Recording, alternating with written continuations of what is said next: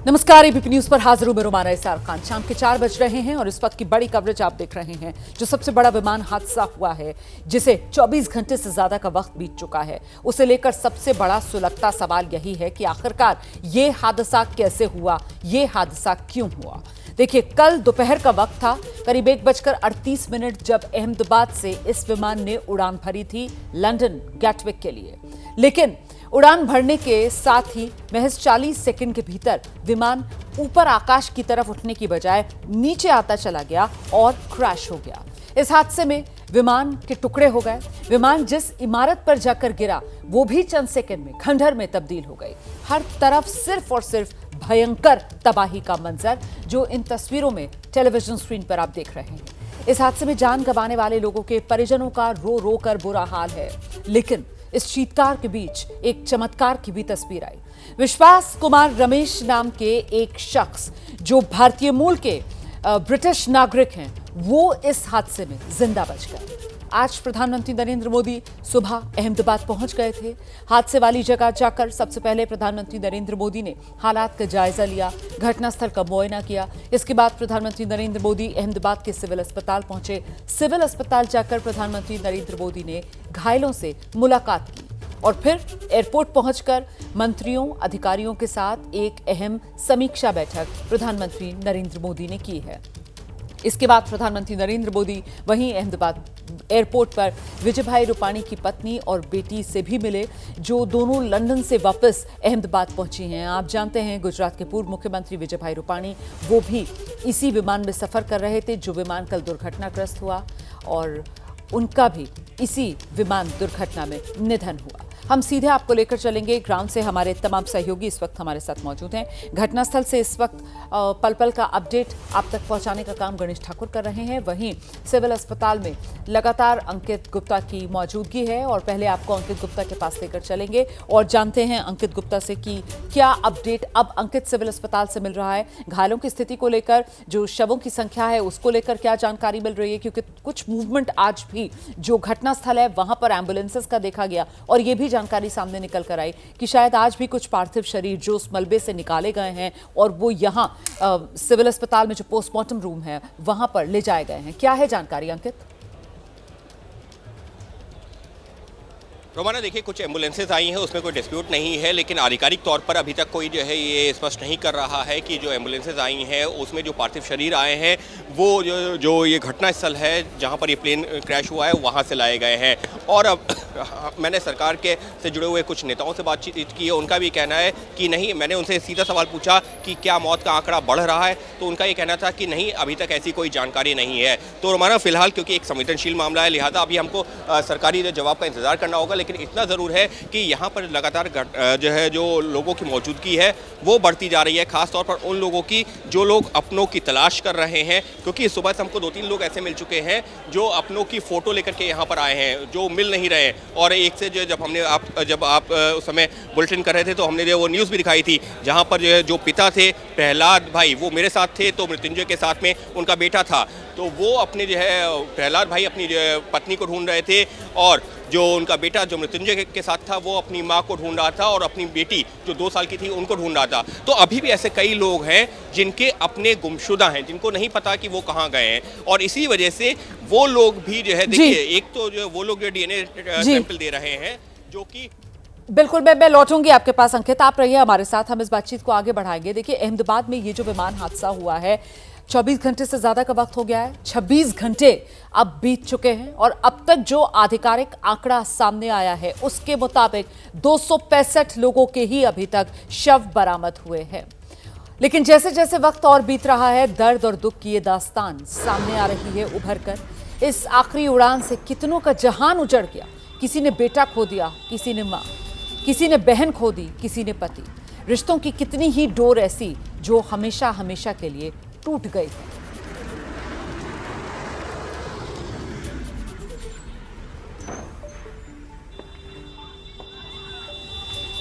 तस्वीर आपके सामने है। देखिए, जिस वक्त ये हादसा हुआ था, ये विमान यहां आकर क्रैश हुआ था, उस वक्त की ये तस्वीर। पीछे आप देखेंगे सिर्फ आग की लपटें नजर आ रही हैं और घना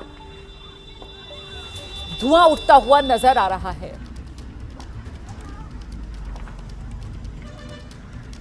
ये जो आप देख रहे हैं एक तरफ बच्चे की तस्वीर, दरअसल ये जो जानकारी मिल रही है उसके मुताबिक ये जो बच्चा था वो पीछे जब विमान क्रैश हुआ तो उस विमान क्रैश की चपेट में आ गया, और ये जो सामने आपको महिला दौड़ती हुई नजर आ रही हैं ये इसी बच्चे की मां बताई जा रही हैं। जब ये विमान क्रैश हुआ तब ये महिला दौड़ रही थी बदहवास यहाँ सड़क पर इस कोशिश में कि किसी तरीके से अपने बच्चे को ये बचा ले, कहीं से कोई मदद इसको मिल जाए। अहमदाबाद विमान हादसे के बाद ये दर्दनाक तस्वीर है जो सामने आई है।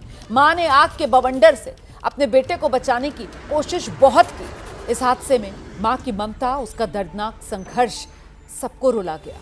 इस महिला का नाम सीता पटनी बताया जा रहा है। यहीं मेघानी नगर इलाके में ये चाय की टपरी चलाती थी। हादसे से पहले इनका बेटा अपनी मां को टिफिन देने के लिए यहाँ इस चाय की टपरी पर आया था, और मां थोड़ी दूर गई कि अचानक ये विमान गिरा और इनका 15 साल का बेटा जहां बैठा था वहां आग का गुबार नजर आ रहा था। चंद सेकंड में आग का ऐसा बवंडर उठा कि पूरा इलाका जलने लगा। इस भीषण हादसे की चपेट में सीता का बेटा आकाश आ गया। मां की हालत देखिए आप, कैसे बदहवास, कुछ समझ ही नहीं पा रही है कि हुआ क्या है। बेटा आया था मां के लिए खाना लेकर, टिफिन लेकर, मां जो यहाँ चाय की टपरी चलाती है, और इससे पहले कि मां कुछ समझ पाती बेटा जो है वो इस विमान दुर्घटना की चपेट में आ गया। मां देखिए कैसे दौड़ रही है। मां इस कोशिश में है कि कहीं से कोई मदद मिल जाए, क्योंकि पीछे वो आग की लपटें हैं, वो धुएं का गुबार है जो सब कुछ जलाकर खाक कर रही है, और मां को कुछ समझ में नहीं आ रहा है कि वो क्या करे, किससे मदद मांगे। चिल्ला रही है वो औरत, देखिए बुलाने की लोगों को कोशिश कर रही है, मदद मांग रही है कि कोई आए, कोई मदद करे, क्योंकि उसको पता है कि उसका बेटा जहां पीछे छोड़कर आई थी वो अपने बेटे को, जिस जगह उसका बेटा बैठा हुआ था वो जगह इस वक्त आग की लपटों में घिर गई है। मदद की गुहार लगाती एक मां सड़क पर दौड़ती, जिनका नाम सीता पाटनी बताया जा रहा है। यहीं अहमदाबाद में सीता पाटनी जो है वो एक चाय की टपरी लगाती थी, बिल्कुल यहीं पर, इसी जगह पर जहां पर आकर ये विमान गिरा। ये बीजे मेडिकल कॉलेज परिसर, और यहाँ पर पीछे ही वो डॉक्टर्स का हॉस्टल और साथ ही सुपर स्पेशलिस्ट जो डॉक्टर्स हैं उनके रिहायशी ब्लॉक, और उसी के नज़दीक इनकी ये चाय की टपरी थी। और यहीं पर आकर विमान गिरता है, और फिर विमान की लपटें जो हैं वो देखिए कैसे डरा रही हैं। पीछे की तरफ आप देखेंगे कुछ नजर नहीं आ रहा है, सिर्फ और सिर्फ आग की लपटें हैं और काला घना धुआं है। जो भी कुछ यहाँ पर रहा होगा वो सब जलकर खाक, और इसी की चपेट में आकर सीता का ये संसार उजड़ गया, सीता का बेटा आकाश। लेकिन मां ने हार नहीं मानी। तस्वीरें आपके सामने है। सीता पटनी अपने बच्चे को बचाने के लिए देखिए कैसे कोशिश में थी कि किसी तरीके से बच्चे को बचा ले। वो चीखती रही, दौड़ती रही, मदद की गुहार वो लगा रही है, लेकिन जब तक कोई यहाँ मदद पहुँच पाती तब तक तो सब कुछ खत्म ही हो गया है। इन तस्वीरों को देखकर आप अंदाज़ा खुद ही लगा सकते हैं कि ये कितनी भीषण आग रही होगी। और जो जानकारी मिल रही है सीता खुद भी 50% तक जल चुकी हैं। सीधे आपको लेकर चलेंगे, हमारे साथ हमारे सहयोगी मृत्युंजय इस वक्त मौजूद हैं। जरा मृत्युंजय से ही जानते हैं, मृत्युंजय क्या जानकारी मिल रही है? बेटे को बचाने के चक्कर में खुद सीता भी 50% तक झुलस गई, लेकिन बेटे को नहीं बचा पाई, और जो कुछ हुआ सब सीता की आंखों के सामने। बेहद दुखद, बेहद दर्दनाक, ऐसी दर्दनाक तस्वीर, ऐसी दर्दनाक कहानियाँ की सुनकर रोंगटे खड़े हो जाएं। सीता जो है अपना घर चलाने के लिए, घर का सहारा बनने के लिए, अपने पति का सहारा बनने के लिए एक चाय की दुकान चलाती है। बेटा दोपहर के समय अपने माँ को घर का खाना लाकर एक टिफ़िन देता है। 15 साल का आकाश अपने घर का खाना लेकर अपने माँ के लिए टिफ़िन देता है, और उसकी माँ कहती है कि थोड़े दिन दुकान पर बैठ जा, मैं अभी जाकर आती हूँ। माँ थोड़ी दूर जाती है, इतने में ही ये विमान क्रैश होता है और उसकी चपेट में आकाश आ जाता है। जहाँ आकाश बैठा रहता है वहाँ पर भीषण धमाका होता है और आग लग जाती है। सीता पटनी पूरा प्रयास करती है कि मेरे अपने बच्चे को बचाया जाए। 15 साल के बच्चे को बचाने के लिए वो आग में कूद जाती है, बार बार लोगों से मदद मांगती है। जो लोग वहाँ से अफरा तफरी में भाग रहे होते हैं उनसे कहती है कि मेरे बेटे को बचाओ। जब कोई नहीं आता तो वो खुद आग में चली जाती हैं, खुद झुलस जाती हैं। जब तक लोग पहुँचते, ज़्यादा से ज़्यादा लोग जाकर पानी डालकर या कंबल से, कपड़ों से बुझाकर आकाश को बाहर निकालते, आकाश की जान चली गई। सीता पटनी खुद भी 50% जल गई हैं, अस्पताल में भर्ती हैं, अस्पताल में इलाज चल रहा है। और आपको बता दें कि ये बात अभी तक उन्होंने नहीं बताई गई है। उनको जिस वार्ड में रखा गया है उनको ये बात नहीं बताई गई है कि उनका बेटा जिसको बचाने के लिए वो आग में कूद गई थी वो इस दुनिया में नहीं है। आकाश के पिता ने अपना ब्लड सैंपल दिया है ताकि डीएनए से पहचान की जा सके कि जिसका जो जला हुआ शरीर है वो उनके 15 साल के बेटे का है। लेकिन मां को यानी सीता पटनी को जो 50% जल चुकी हैं, उन्हें नहीं बताया गया है कि उनका बेटा इस दुनिया में नहीं रहा, जिसके लिए वो आग में कूद गई थी, जिसके लिए वो मौत से भी लड़ने के लिए तैयार थी, अपने आप को मौत के मुंह में झोंक दिया। अभी तक उन्हें ये बात नहीं बताई गई है।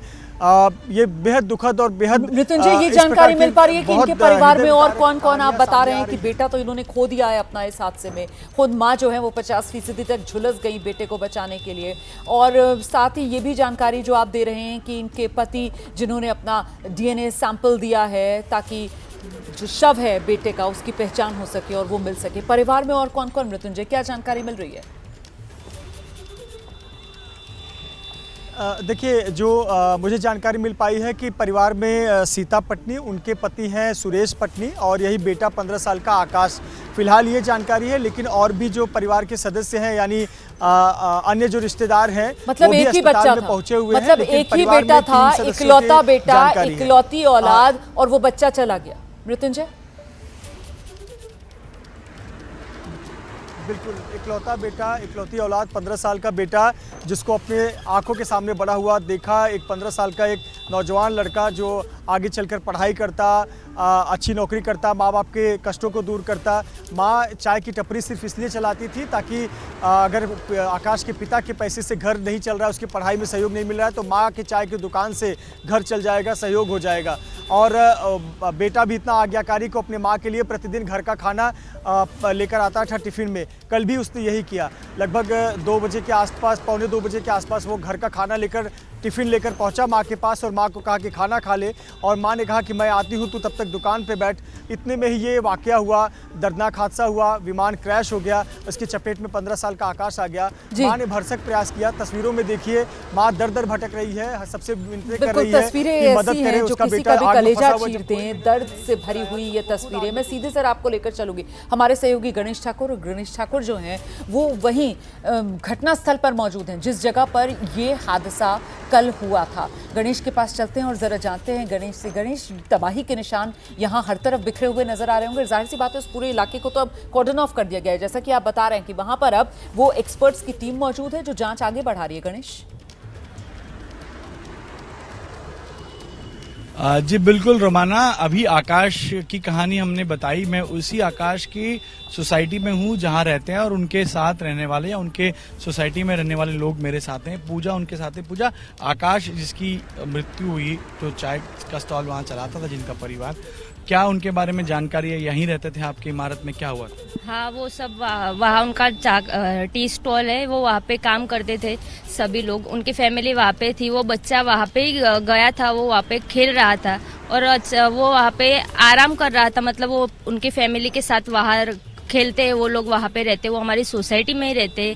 अचानक ही ये ब्लास्ट हुआ और वो जैसे वो सो ही रहा था और वैसे ही उसकी बॉडी भी वैसे ही है, वही स्थिति में मिली है। आकाश कैसा बच्चा, मतलब किस तरह का बच्चा था? हंसता खेलता था, मतलब उसके बारे में कुछ बता पाएंगी? सोसाइटी में किस तरह का उसका रहना सहना था? वो बहुत ही अच्छा लड़का था, सबके साथ खेलता था, बातें करता था। वो बहुत ही छोटा और प्यारा बच्चा था, उसके सभी के साथ दोस्ती अच्छी थी, वो सभी के साथ मिलता था, सभी से बात करता था, वो अच्छा लड़का था। तो पूजा यहाँ बता रही है, मैं ना यहाँ से आपको रोमाना तस्वीरें दिखाता हूँ। ये टॉप एंगल है, ये रनवे है। अगर कैमरामैन योगेंद्र से मैं कहूँगा कि ये रनवे दिखाए, इसी रनवे से अभी कुछ 2 फ्लाइट्स यहाँ चली थी और फ्लाइट का जो टेक ऑफ अल्टीट्यूड होता है उसको हमने देखा तो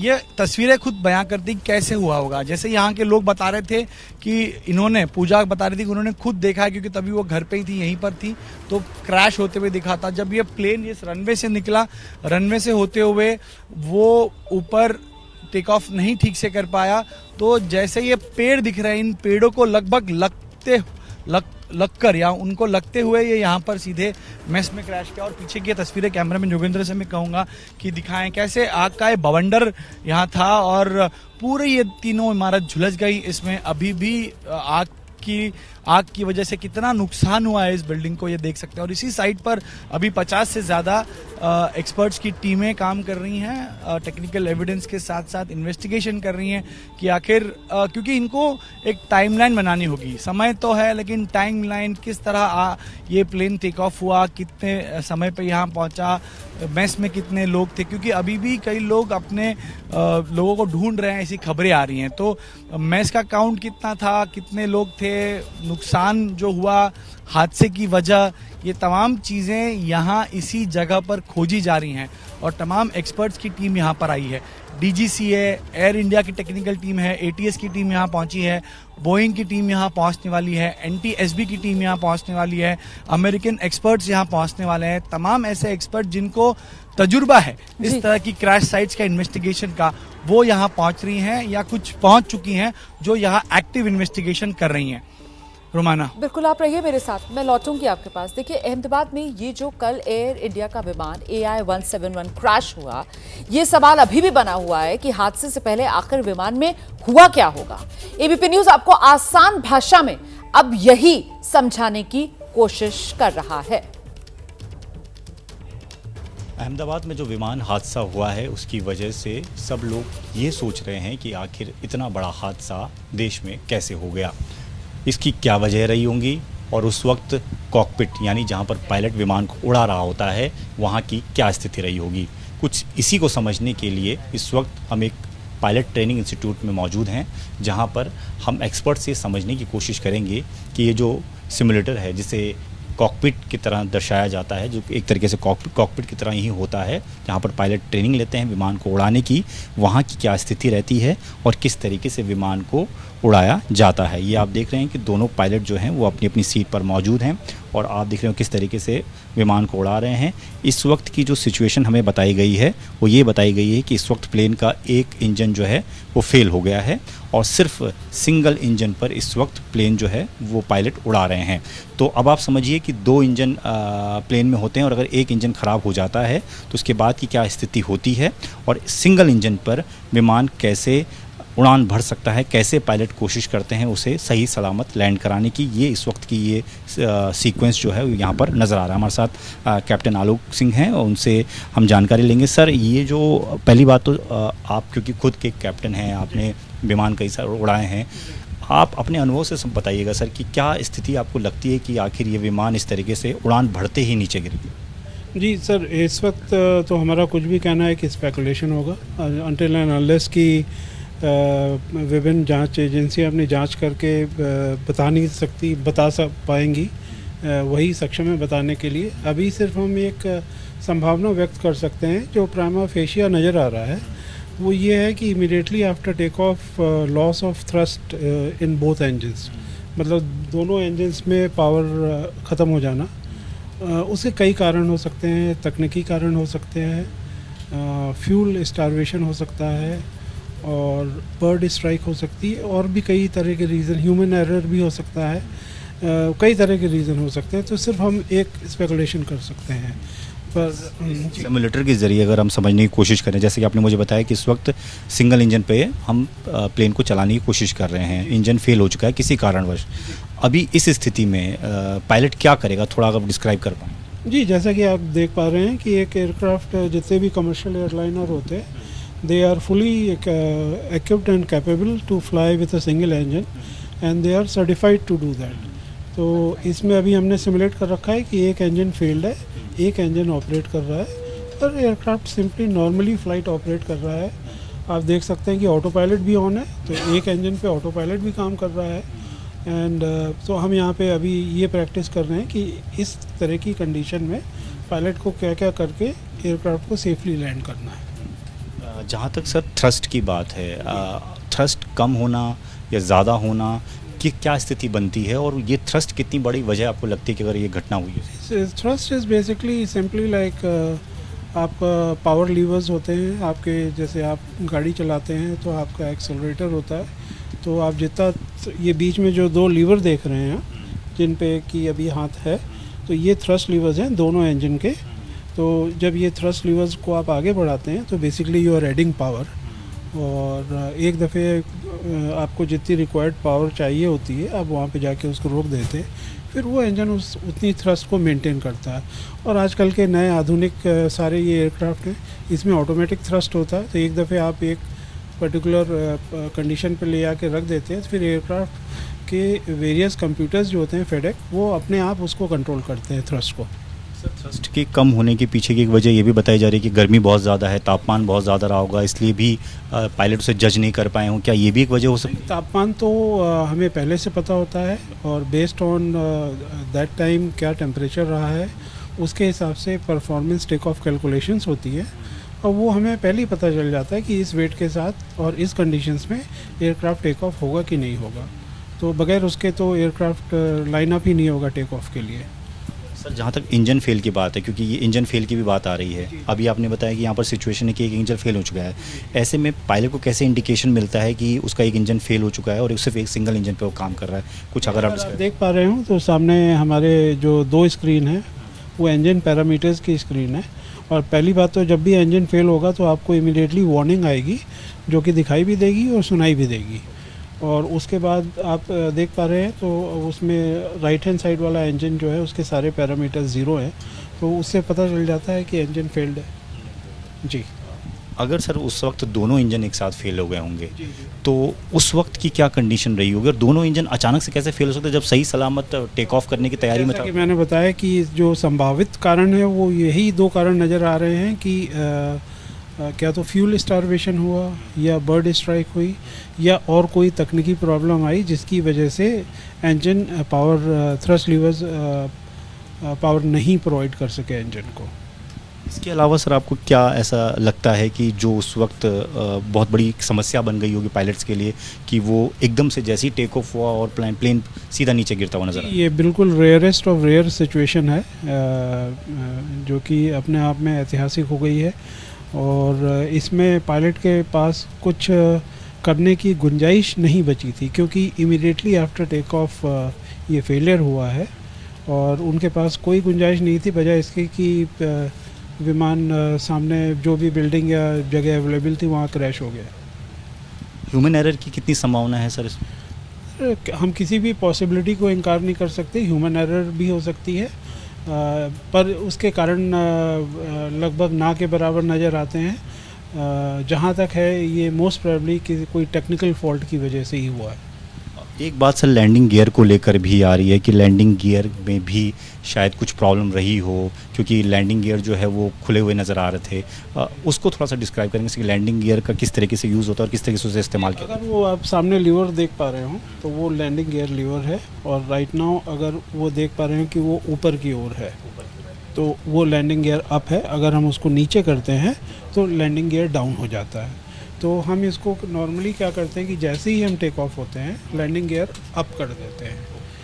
अब इस एयरक्राफ्ट का जो अहमदाबाद का वीडियो देखने के बाद ये नज़र आ रहा है कि एयरक्राफ्ट ने लैंडिंग गियर ऊपर नहीं किए, तो उसका मोस्ट प्रोबेबली अंदाज़ा यही है कि पायलट ने इमीडिएटली टेक ऑफ के बाद ये अंदाज़ लगा लिया कि एयरक्राफ्ट के साथ कुछ भयंकर तकनीकी गड़बड़ है, इसलिए उसने लैंडिंग गियर ऊपर नहीं किए। ये हमारी ट्रेनिंग में प्रोवाइडेड होता है कि अगर आप इमिनेंट क्रैश कर रहे हैं तो आप लैंडिंग गियर को डाउन रखें, ताकि अगर जब आप इम्पैक्ट हो ग्राउंड या बिल्डिंग जिसके साथ भी, तो थोड़ा बहुत उस इम्पैक्ट को लैंडिंग गियर झेल सके, ताकि एयरक्राफ्ट की मेन बॉडी को डायरेक्ट इम्पैक्ट नहीं पहुँचे। तो शायद यही वजह है कि लैंडिंग गियर डाउन नज़र आया उस पर? जी, संभावित यही नज़र आ रहा है।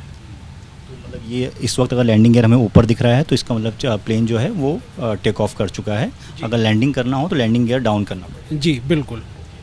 इसके अलावा सर एक सवाल ये भी कि रोटेशन को लेकर भी लोगों के मन में सवाल था कि रोटेशन में भी क्या कोई दिक्कत रही है, रोटेशन किस हिसाब से जो रखना चाहिए और रखा गया नहीं रखा गया? रोटेशन स्पीड तो हमारे जो परफॉर्मेंस कैलकुलेशंस होती है उसमें डिसाइड होता है। जैसा कि मैंने बताया कि बाहर का टेम्परेचर क्या है, एयरक्राफ्ट का वेट क्या है, और वो सारी चीज़ें कंसीडर करके हम कैलकुलेट करते हैं कि हमारी टेक ऑफ स्पीड क्या होगी। तो जिसको कि V1 बोला जाता है, तो वो हमारी डिसीजन स्पीड होती है।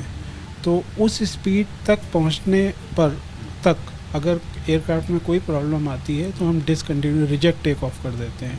लेकिन इस स्पीड पे पहुंचने के बाद कुछ भी प्रॉब्लम आ जाए तो हम एयर कंटिन्यू करते हैं, टेक ऑफ कंटिन्यू करते हैं। तो जैसा कि इस उदाहरण में नज़र आ रहा है कि उन्होंने रिजेक्ट नहीं किया, दैट मीन्स उस पॉइंट तक एयरक्राफ्ट में कोई प्रॉब्लम नहीं थी, वो टेक ऑफ होने के बाद ही प्रॉब्लम आई है। तो सबसे बड़ा विमान हादसा जिस वक्त हुआ होगा उस वक्त क्या कुछ हुआ हो सकता है, यही आप समझ रहे थे एबीपी न्यूज की स्पेशल रिपोर्ट में। तो सबसे बड़ा विमान हादसा, उसी पर यह सबसे बड़ी कवरेज लगातार जारी है। आप जानते हैं अहमदाबाद में जो विमान हादसा हुआ है, अब वो हादसा क्यों हुआ, कैसे हुआ, अगर ये जानना है तो फिर सबसे महत्वपूर्ण कड़ी ये ब्लैक बॉक्स हो जाता है, जिसकी तस्वीर आपके टेलीविजन स्क्रीन पर है। हादसे वाले विमान का ब्लैक बॉक्स मिल गया है। एयर इंडिया के विमान के मलबे से ये ब्लैक बॉक्स बरामद हो गया है। तस्वीरों में आप जो देख रहे हैं वही है ब्लैक बॉक्स। दरअसल ये जो ब्लैक बॉक्स है ये फ्लाइट डेटा रिकॉर्डर होता है। इसमें फ्लाइट का जितना डेटा है वो सब रिकॉर्ड हो रहा होता है। और जो जानकारी मिल रही थी वो ये कि ये जो ड्रीमलाइनर विमान है इसमें 2 ब्लैक बॉक्स, और ब्लैक बॉक्स जो है वो अमूमन विमान में जो टेल एंड होता है, जो पिछला हिस्सा होता है, वहां पर रखे जाते हैं। और ऐसे में ये ब्लैक बॉक्स सुरक्षित, ये ब्लैक बॉक्स मिल चुका है और अब इस ब्लैक बॉक्स को डिकोड किया जाएगा, इसकी जांच की जाएगी और तभी ये तस्वीर साफ हो पाएगी कि आखिरकार ये पूरा हादसा हुआ कैसे, ये हादसा हुआ क्यों। सीधे आपको लेकर चलेंगे, हमारे साथ हमारे सहयोगी मृत्युंजय इस वक्त मौजूद है। मृत्युंजय, तस्वीर हम दिखा रहे हैं वो ब्लैक बॉक्स जो बरामद हो गया है, और खबर ये भी थी कि इस विमान के अंदर एक नहीं बल्कि 2 ब्लैक बॉक्स हैं। तो क्या जानकारी मिल रही है, अभी एक ही ब्लैक बॉक्स मिला है या दोनों ब्लैक बॉक्स मिल गए हैं, और जो कॉकपिट वॉइस रिकॉर्डर था वो भी मिल चुका है? मृत्युंजय, बिल्कुल रोमाना, ड्रीम लाइनर विमान में 2 ब्लैक बॉक्स होते हैं और दोनों के कंपोनेंट में यही मुख्य बात होती है, कॉकपिट वॉइस रिकॉर्डर और दूसरा जो कि फ्लाइट डेटा रिकॉर्ड। ये 2 महत्वपूर्ण कंपोनेंट होते हैं, दोनों ही हिस्से मिल चुके हैं। कल जो एक कंपोनेंट मिला था वो कॉकपिट वॉइस रिकॉर्डर था, यानी कि उसमें पायलट को पायलट क्या बातचीत करते हैं या फिर एटीसी से क्या बातचीत करते हैं, उसकी पूरी जानकारी होती है। हर एक वॉइस उसमें रिकॉर्ड होती है। अगर पायलट मेडे कॉल करता है तो उसकी भी जानकारी आती है, और क्या बातचीत हुई एटीसी से तो वो पूरी जानकारी होती है। और सबसे महत्वपूर्ण होता है एफडीआर, फ्लाइट डेटा रिकॉर्डर। देखिए, ये जो फ्लाइट डेटा रिकॉर्डर है ये बताएगा कि विमान की गति क्या थी, विमान की ऊंचाई क्या थी, विमान की स्थिति क्या थी और विमान के इंजन के क्या कंडीशन थे। इसके अलावा ऑक्सिलरी यूनिट होती है। तमाम जो टेक्निकल चीजें हैं वो इस फ्लाइट डेटा रिकॉर्ड में स्पष्ट हो जाती हैं और पता चल जाता है कि विमान की क्या स्थिति रही होगी जिसकी वजह से ये हादसा हुआ है।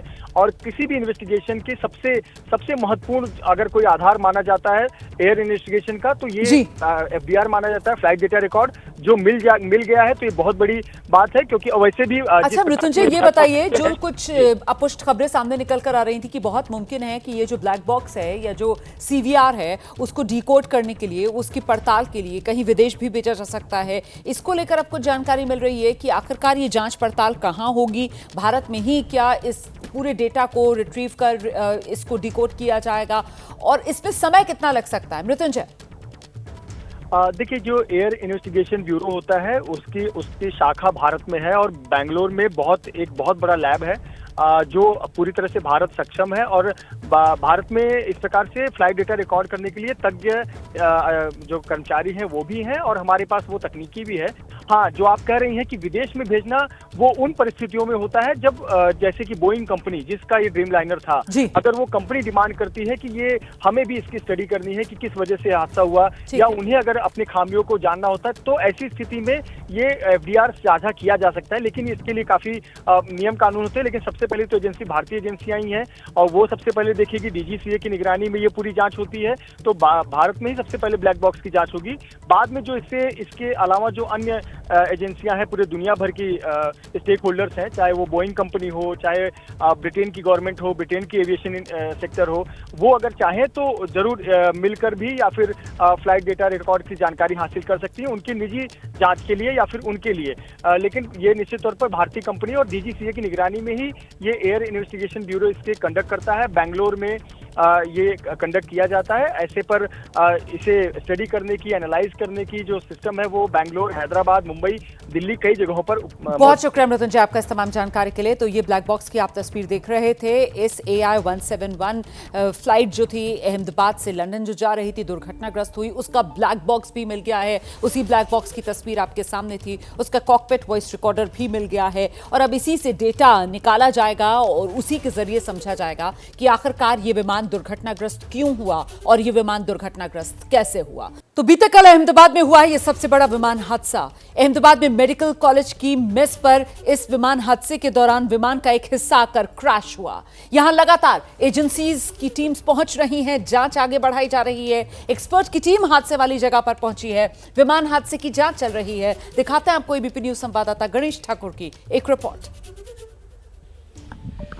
एक्टिव इन्वेस्टिगेशन अभी इस क्रैश साइट पर शुरू है और मैं अपने कैमरामैन योगेंद्र गुप्ता से कहूंगा कि जूम इन करके इस इमारत को दिखाएं और कैसे कुछ एक्सपर्ट्स की टीम यहां अब इमारत जिसपे एयरक्राफ्ट क्रैश हुआ था उसकी छत पर पहुंचे हैं और उस विमान के टेल के पास दिख रहे हैं आपको। देखिए ये टीम यहां पर है, ये टीम यहां पर अब इन्वेस्टिगेशन कर रही है। विमान का टेल जो अब भी उस इमारत में फंसा हुआ दिख रहा है, जिसकी तस्वीरें सभी ने देखी हैं, उस टेल के पास आकर इन्वेस्टिगेशन किया जा रहा है। वहां से एविडेंस इकट्ठा करने की कोशिश की जा रही है और तमाम एक्सपर्ट्स की टीम यहां पर लगातार मौजूद है और ये इन्वेस्टिगेशन, एक्टिव इन्वेस्टिगेशन शुरू है जिसमें एविएशन एक्सपर्ट्स हैं, एटीएस की टीम है और भी दूसरे एक्सपर्ट्स हैं भारत सरकार के, गुजरात सरकार के, जिनको काम दिया गया है इस क्रैश साइट का इन्वेस्टिगेशन करना। सिर्फ डीजीसीए के नहीं तो एयर इंडिया की टीम भी यहां पर, ऐसा पता चल रहा है। कुछ बड़े एविएशन एक्सपर्ट्स यहां बुलाए गए हैं और बाकी एक्सपर्ट्स की टीम भी यहां आ रही है। तो करीब करीब 50 की संख्या जो बताई जा रही थी, जो ग्राउंड पर फिलहाल मौजूद है, उनमें से बड़ी संख्या में लोग अब छत पर आए हैं और यहां इन्वेस्टिगेशन करते हुए नजर आ रहे हैं। जाहिर सी बात है, फ्लाइट डेटा रिकॉर्डर बरामद किया गया है, कॉकपिट वॉइस रिकॉर्डर बरामद किया है, डीडीआर बरामद किया गया है। इससे क्या आखिर उस समय हुआ होगा? कैप्टन के कॉकपिट के अंदर जो ट्रांसमिशन होता है, रेडियो ट्रांसमिशन, उसकी रिकॉर्डिंग मिल गई है। फ्लाइट डेटा रिकॉर्डर से जो रनवे का, जो फ्लाइट का पाथ था, एल्टीट्यूड, एयर स्पीड, ये तमाम चीजें, कम्युनिकेशन, ये तमाम चीजें और cabin crew, captain, first officer, इनका जो एक्शन होता है उसका पूरा डाटा अब एफडीआर से बरामद किया जाएगा। तो कॉकपिट से जो रेडियो ट्रांसमिशंस होती हैं वो हासिल की गई हैं। तो अब इस टेल के पास आकर ये इन्वेस्टिगेशन शुरू है और इस इन्वेस्टिगेशन को आप देख सकते हैं बहुत करीब से। कई लोग यहाँ उपस्थित हैं और सब लोग मिलकर इस हादसे की सही वजह जानने की कोशिश कर रहे हैं, क्योंकि ये बहुत बड़ी बात है। बोइंग ये ऐसा एयरक्राफ्ट है, खासतौर पे बोइंग 737-8 ड्रीम लाइनर, ये ऐसा एयरक्राफ्ट है जो दुनिया भर में कई बड़ी एयरवेज चलाती हैं। इसी वजह से पूरे दुनिया की नजर इस हादसे की तरफ है, क्योंकि आखिर यह हादसा कैसे हुआ, इससे सबक लेना होगा। बोइंग को, तमाम एयरवेज को सेफ्टी प्रिकॉशंस पर ध्यान देना होगा। इसी वजह से ये इन्वेस्टिगेशन बहुत महत्वपूर्ण हो जाता है, क्योंकि इस इन्वेस्टिगेशन से ही पता चलेगा कि आखिर इतनी सेफ मानी जाने वाली ड्रीम लाइनर हादसे का शिकार कैसे हुई। ये इंजन फेलियर था, ह्यूमन एरर था, या लैंडिंग गियर का कोई इशू था, या किसी और सिस्टम की खराबी थी जिसकी वजह से यह हादसा हुआ। ये इन्वेस्टिगेशन बहुत महत्वपूर्ण है, क्योंकि सारी दुनिया की नजर इस पर है। तमाम एयरवेज, तमाम एयरक्राफ्ट बनाने वाली कंपनियां, तमाम लोग, फ्लायर्स इससे प्रभावित हुए हैं और ये जानना चाहते हैं कि आखिर इसकी वजह क्या है, ताकि आगे इस तरह का हादसा हो ना। इस वजह से ही ये इन्वेस्टिगेशन पे इतनी ताकत झोंक दी गई है कि सिर्फ भारत के ही नहीं तो विदेश से भी तमाम एक्सपर्ट्स यहाँ आ रहे हैं और इसमें काम करेंगे, इन्वेस्टिगेशन को आगे ले जाएंगे। एनटीएसबी की टीम भी यहाँ पर आएगी। तो अब पहला हिस्सा, इसीलिए मैंने कहा कि ये पूरा रास्ता सैनिटाइज किया गया था, क्योंकि एक्टिव इन्वेस्टिगेशन होने जा रहा था और एक्टिव इन्वेस्टिगेशन होते हुए यहाँ पर हम देख रहे हैं। तो ये वो कारण है कि इस वजह से सभी को दूर रखा गया था और अब यहाँ पर से ये इन्वेस्टिगेशन, एक्टिव इन्वेस्टिगेशन की शुरुआत हो गई है और इस जांच के बाद ही पता चलेगा कि आखिर AI-171 दुर्घटनाग्रस्त क्यों हुई और क्यों इतने मासूमों की जान चली गई। कैमरामैन योगेंद्र गुप्ता के साथ गणेश ठाकुर, एबीपी न्यूज, अहमदाबाद। तो हर पहलू से अब जांच आगे बढ़ाई जा रही है ताकि पता चल सके कि आखिरकार ये सबसे बड़ा विमान हादसा क्यों हुआ, कैसे हुआ।